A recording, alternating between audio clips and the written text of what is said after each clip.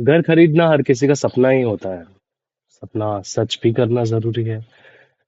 तो लोग आजकल के जमाने में होम लोन उठा लेते हैं। तो भाई, होम लोन के थ्रू आपने अपना घर खरीद लिया। कॉन्ग्रेचुलेशंस। क्या कभी आपने ये सोचा है कि जो ये सोसाइटी को दिखाने के लिए लोग आजकल होम लोन ले लेते हैं, खुद का घर। भाई, मैंने खुद का घर ले लिया, वेरी गुड, कॉन्ग्रेचुलेशंस।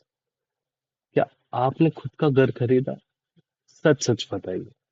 शायद नहीं। आपने घर तो खुद के नाम से खरीद लिया, पर शायद आपने खुद के नाम से एक बड़ा सा होम लोन ले लिया। तो भाई, इसमें दिक्कत क्या है? होम लोन तो आजकल कितना कॉमन है, हर कोई ले रहा है, बहुत कॉमन है।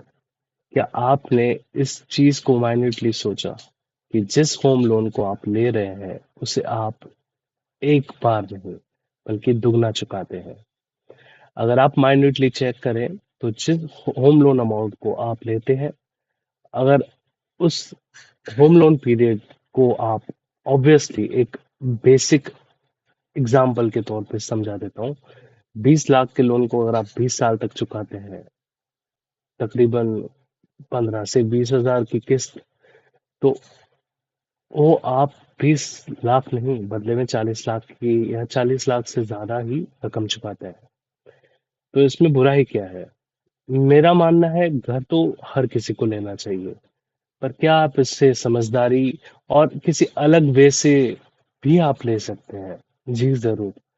अगर इसी 15 से 20 हजार की राशि को आप म्यूचुअल फंड या किसी ऐसे फंड में निवेश करें जहां आपको छोटे टाइम में ही उतना ही रिटर्न मिल जाए जितने का होम लोन आपको चाहिए था। उदाहरण के तौर पे, यही 15 से 20 हजार जो आप इस होम लोन में चुका रहे थे, इसी पैसे को अगर आप किसी म्यूचुअल फंड में डाइवर्सिफाई पोर्टफोलियो बना के निवेश करते हैं, तो शायद वही 20 साल का समय आपको 5 साल के समय में ही उतना अमाउंट दे देगा। Is it strange? Yes it is. तो आप अपने निवेश करने की क्षमता को पहचानिए। निवेश करने से जो कंपाउंड इंटरेस्ट वाली मनी है, वही इस पूरे खेल का जादू बताती है।